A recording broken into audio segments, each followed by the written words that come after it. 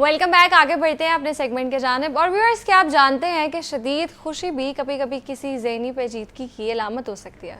बिल्कुल, उतार चढ़ाव तो सभी की ज़िंदगी में आते हैं, लेकिन कभी कभी ये उतार चढ़ाव इतने शदीद होते हैं कि इंसान की अपनी ज़िंदगी और इसके रिश्ते अफेक्ट होने लगते हैं। और अक्सर हम सुनते हैं कि फ़लाँ बंदे का मूड सेकंड्स में बदल जाता है, उसको मूड स्विंग्स होते हैं, या वो ज़रा सी बात पर बहुत ज़्यादा खुश या बहुत ज़्यादा उदास हो जाता है। और अक्सर लोग सिर्फ इसको मूड स्विंग्स समझते हैं, लेकिन हकीकत ये है कि ये इससे कहीं ज़्यादा सीरियस है और इस कंडीशन को बाइपोलर डिसऑर्डर का नाम दिया जाता है। और आज हम माहिर नफ्सियात से ये जानेंगे कि असल में बाइपोलर डिसऑर्डर क्या है और ये जो आम मूड स्विंग्स हैं हमारे, इससे कैसे डिफरेंट है। मेरे साथ मौजूद हैं साइकियाट्रिस्ट डॉक्टर इमरान जमील। अस्सलाम वालेकुम, कैसे हैं आप? वालेकुम, मैं ठीक ठाक, आप सुनाइए। अल्लाह का शुक्र। अच्छा डॉक्टर साहब, पहले तो हमें इस डिसऑर्डर को थोड़ा सा एक्सप्लेन करें कि बाइपोलर डिसऑर्डर क्या होता है। अच्छा, इससे पहले अभी आपने जो कहा था ना मूड स्विंग्स, तो मूड स्विंग्स की कह लें कि एक डेफिनेशन के मुताबिक जो मूड डिसऑर्डर हैं वो काफ़ी तरह के हैं। उसमें जो एक्सट्रीम है वो है बाइपोलर डिसऑर्डर, बाइपोलर 1 डिसऑर्डर, फिर आता है बाइपोलर 2 डिसऑर्डर, फिर साइक्लोथेमिक, और सबसे आखिर में आता है मूड डिसऑर्डर। तो बाइपोलर 1 डिसऑर्डर या बाइपोलर डिसऑर्डर क्या है? इसे मैनिक डिप्रेशन भी कहते हैं।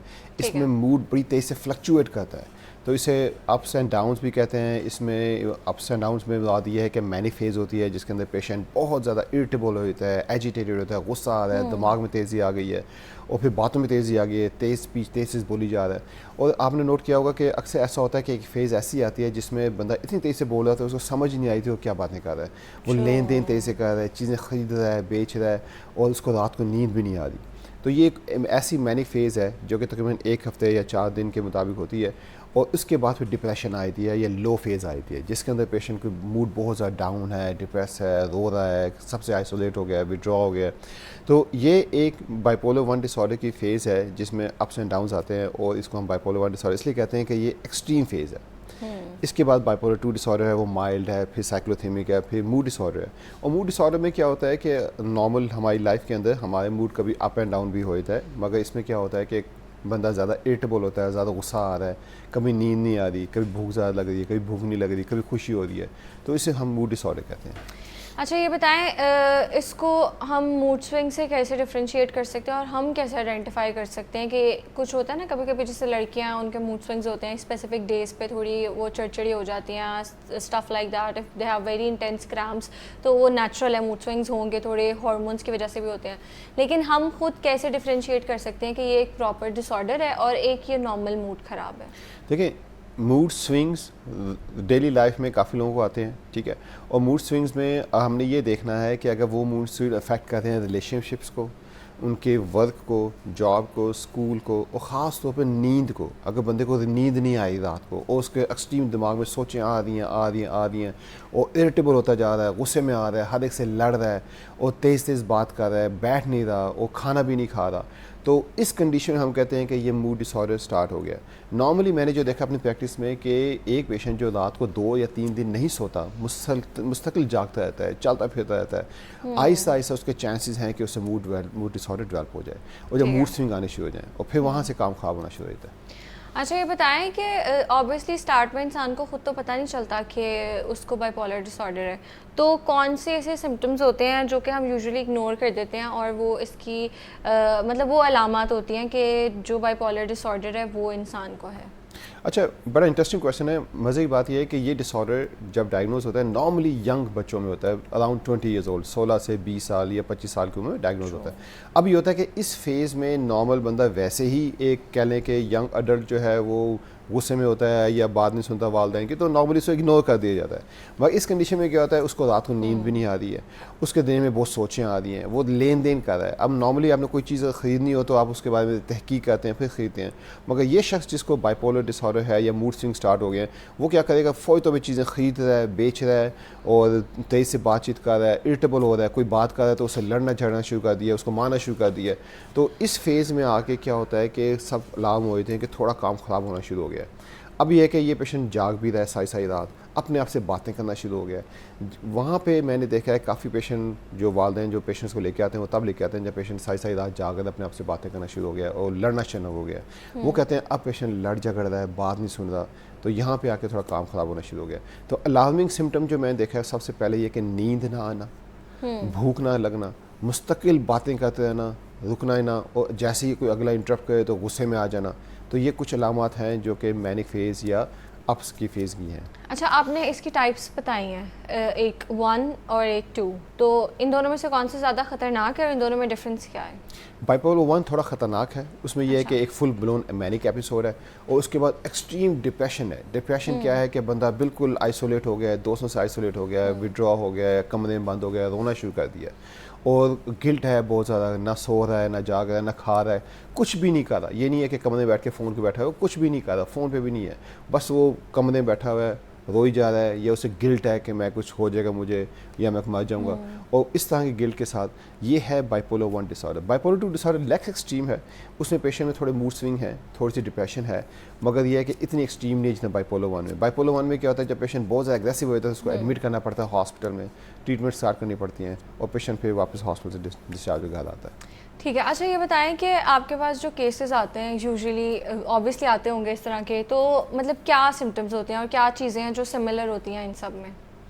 Very good question. जो सबसे ज़्यादा इंपॉर्टेंट जो चीज़ है वो समझने वाली ये है कि पेशेंट की हाइपर एक्टिविटी, दिमाग में बहुत ज़्यादा सोच आना, रेसिंग थाट्स से हम कहते हैं कि पेशेंट कहता है कि खुद कहता है कि मेरा दिमाग इतनी तेज़ से काम कर रहा है, मुझे समझ ही नहीं आ रही, वो ये आइडिया आ रहा है, मुझे ये आइडिया आ रहा है, मैं ये बिज़नेस स्टार्ट कर लूँ, ये खरीद लूँ, ये बेच लूँ, यानी इतनी तेज़ से आइडिया आ रही है वो सेकंड के लिहाज से चेंज हो रहे होते हैं। अगर कोई उसकी बात ना सुने, उसे गुस्सा आना शुरू होता है, फिर वो कहता है ये मेरा दोस्त ही नहीं है, वो नया बंदे को पकड़ता है, उसे समझाता है कि मैंने ऐसे ऐसे करना है, वो भी छोड़ देता है। यानी सब कोई भी उसके साथ कोऑर्डिनेट नहीं कर सकता क्योंकि उसका दिमाग इतनी तेज़ी से काम कर रहा है। फिर ये कि वो सारी रात रात जाता रहता है। मेरे पास एक पेशेंट आया, कहता है मैं रात को सबको कॉल करता हूँ, मैं कोई दोस्त मेरा फ़ोन नहीं उठाता, मैं कितने बजे कॉल करता हूँ, मैं रात को 3 बजे कॉल करता हूँ। अब उसके दिमाग में आइडिया आ रहे हैं, वो बात करना चाह रहा है, कोई से बात नहीं कर रहा, तो वो सबसे विड्रॉ हो जाता है।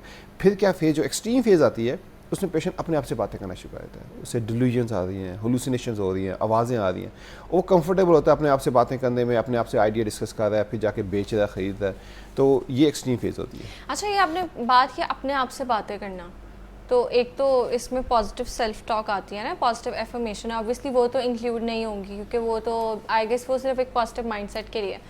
तो ये जो खुद से बातें करना है और जो लोग बहुत ज़्यादा करते हैं, इसका क्या इफेक्ट होता है और ये कितनी डेंजरस है?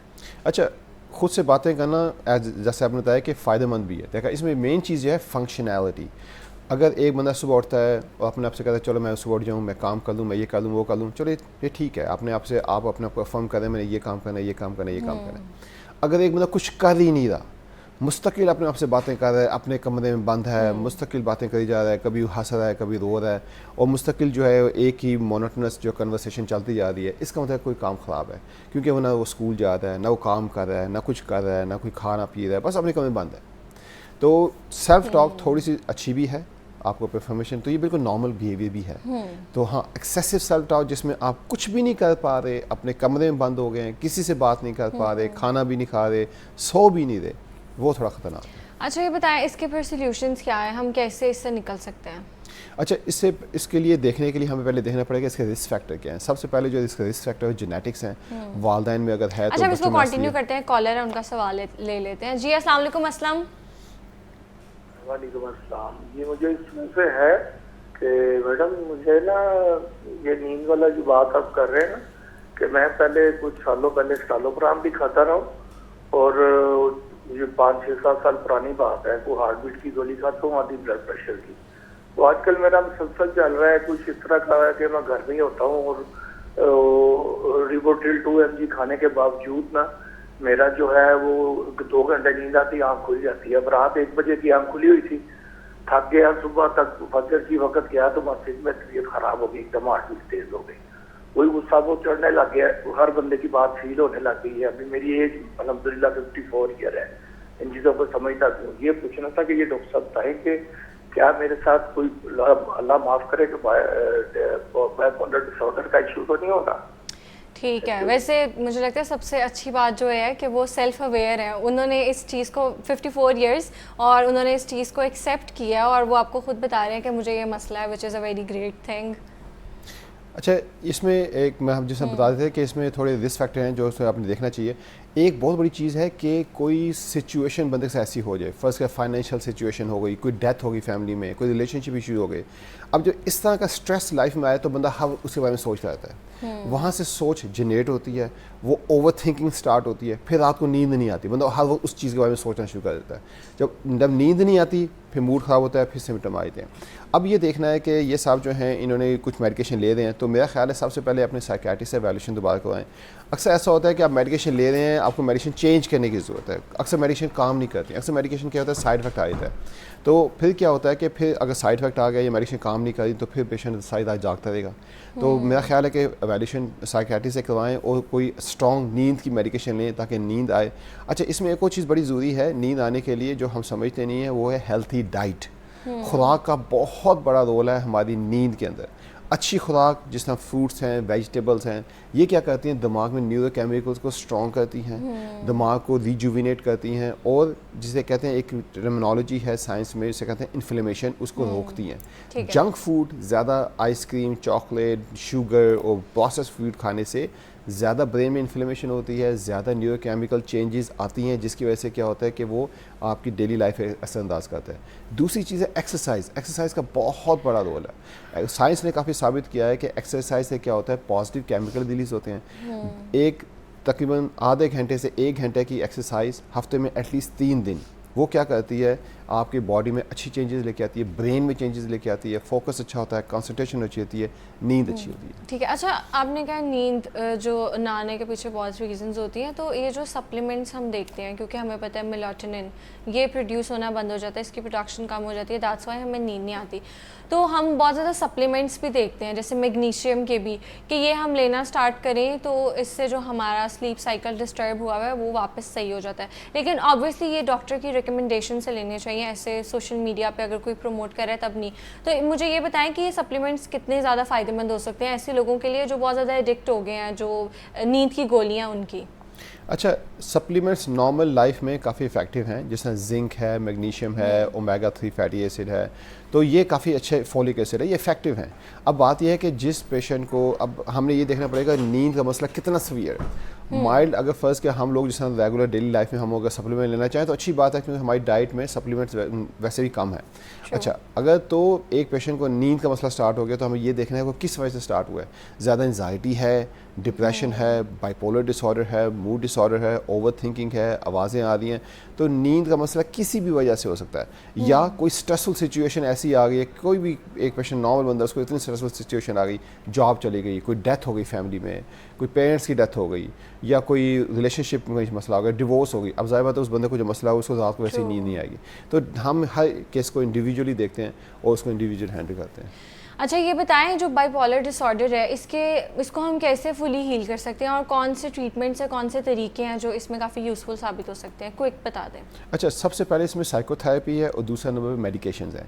साइकोथेरेपी होती है, उसे हम कहते हैं कॉग्निटिव बिहेवियल थेरेपी, जो कि सबसे इफेक्टिव है। अच्छा, कॉग्निटिव बिहेवियल थेरेपी जब हम स्टार्ट करते हैं, हम ये देखते हैं कि उस पेशेंट को क्या मसला पेश आया, कोई स्ट्रेसफुल